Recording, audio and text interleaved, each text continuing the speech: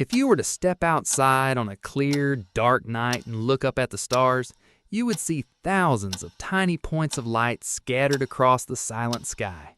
What you don't see is the quiet, vast, dark emptiness that will eventually swallow them all. It is the same when you walk through a modern city. You look at the concrete, the glass, the towering skyscrapers, and the humming power grids, and you see permanence. What you don't see is the dust, the microscopic remains of a dozen empires sleeping quietly beneath the asphalt.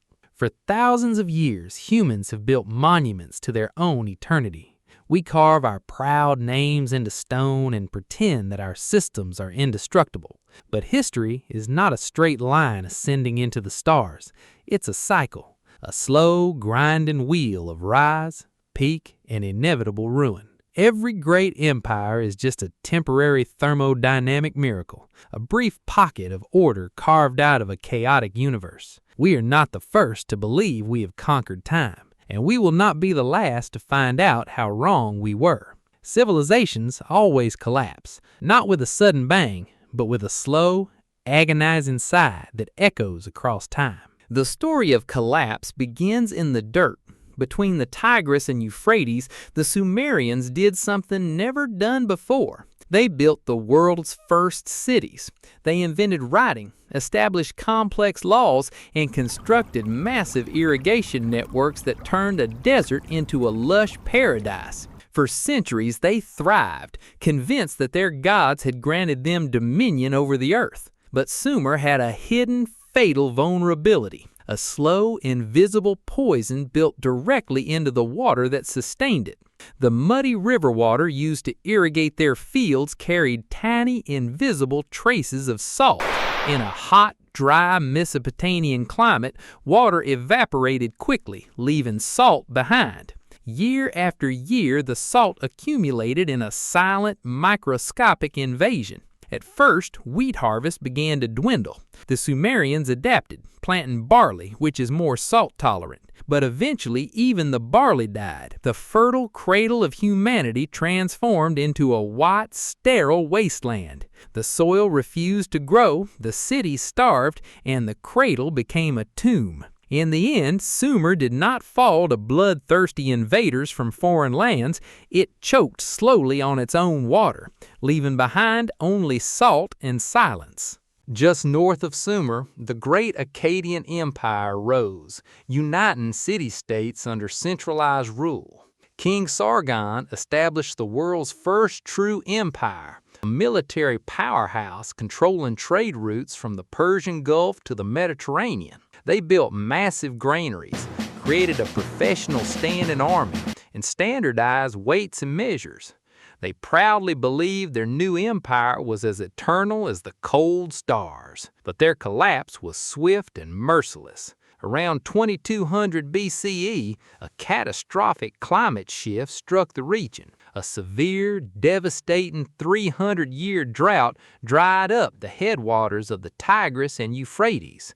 Giant dust storms of apocalyptic proportions swept across the plains, burying agricultural fields under meters of sand. The empire's vital northern granaries failed completely, causing a wave of refugees to stream south toward the cities. The centralized administration was overwhelmed. Widespread desperation quickly led to civil war, and external nomadic tribes swept in to finish what the dust had started. The world's first grand, seemingly unstoppable empire was reduced to ruins in less than a single generation, buried forever beneath the silent, suffocating weight of the very soil they had sought to conquer. In the late 2nd century BCE, the Mediterranean world was interconnected. The Egyptians, Hittites, Mycenaeans, and Babylonians formed a sophisticated web of trade, diplomacy, and technology. They exchanged copper from Cyprus,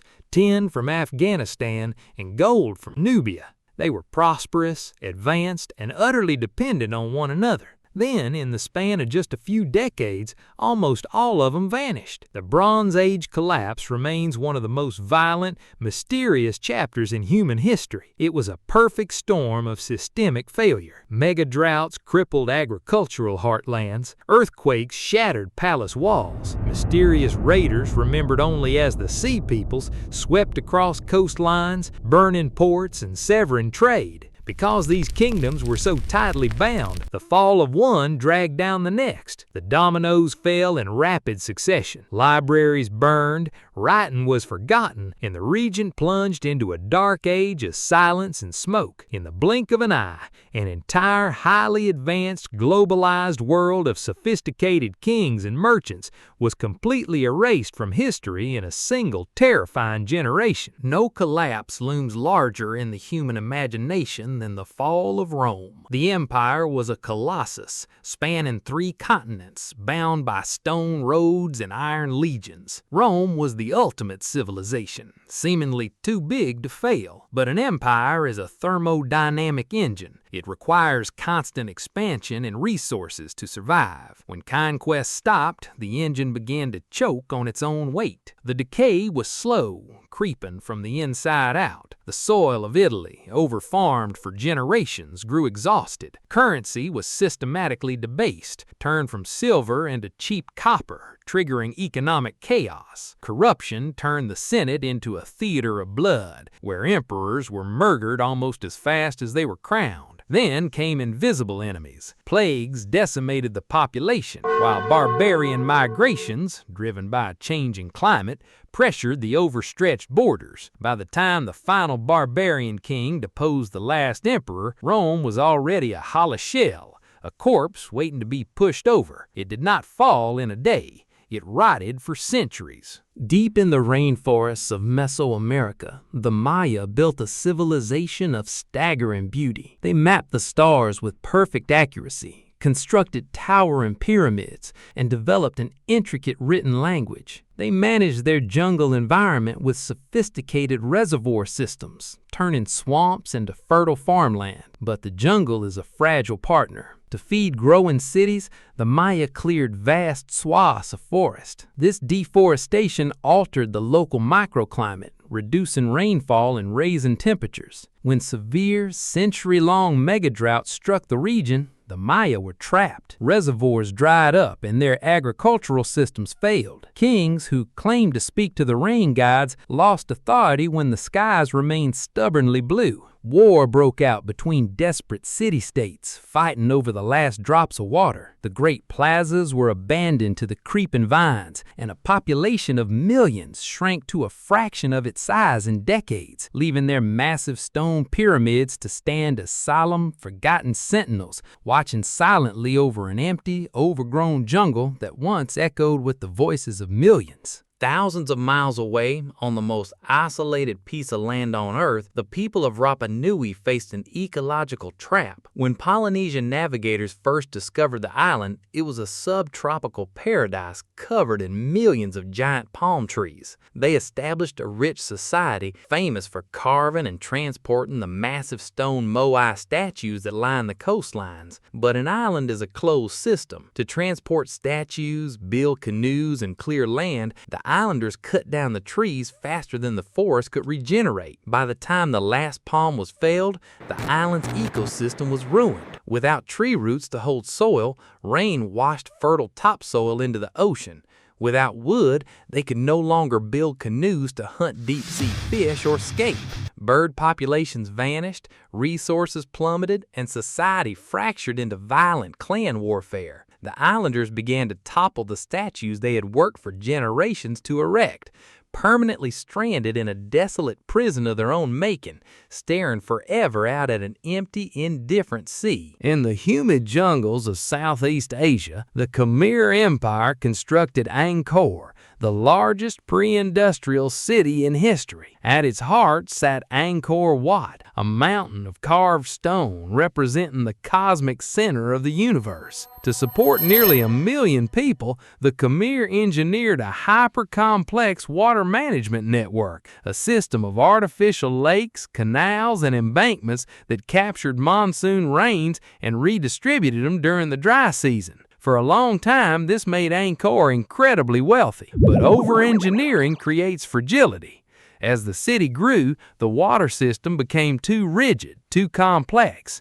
When the climate shifted, bringing decades of extreme monsoons followed by severe droughts, the infrastructure broke. Silt filled canals and floods destroyed delicate earthen embankments. The Khmer could not repair the system fast enough. The water that brought life turned against them, washing away roads and destroying crops. The magnificent capital of a once unrivaled empire was slowly, relentlessly reclaimed by the jungle, its grand stone temples choked and strangled by the roots of giant banyan trees. What we learn from these ruins is that collapse is rarely caused by a single dramatic event. It is almost always a slow accumulation of stresses, a gradual loss of resilience until the entire system becomes brittle. This is the complexity trap. A society spends decades solving its problems by becoming more complex, specialized, and centralized. But complexity has a cost. It requires a constant influx of resources to maintain. Eventually, the cost of maintaining the system exceeds the benefits it provides. The margin of safety shrinks. A minor shock, a change in weather, a trade disruption, a political dispute that a healthy society would easily survive becomes catastrophic for a brittle one. The system loses its ability to adapt, and like a house of cards, a single push brings the entire structure crashing down. Systemic collapse is not a sudden, unpredictable tragedy.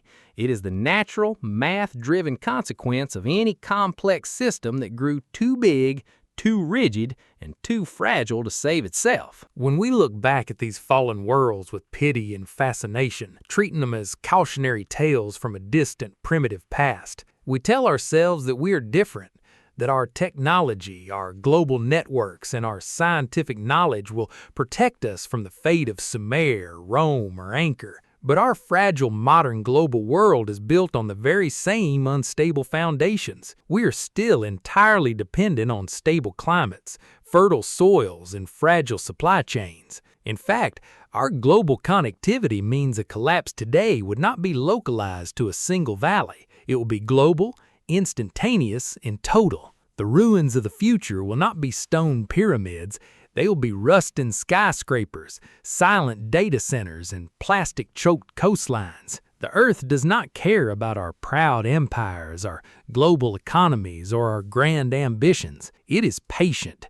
It has patiently watched 1,000 civilizations rise, boast of eternity, and crumble into the soil. And it will quietly watch us do the exact same thing, waiting to bury our towering glass and steel under a quiet, thick blanket of green.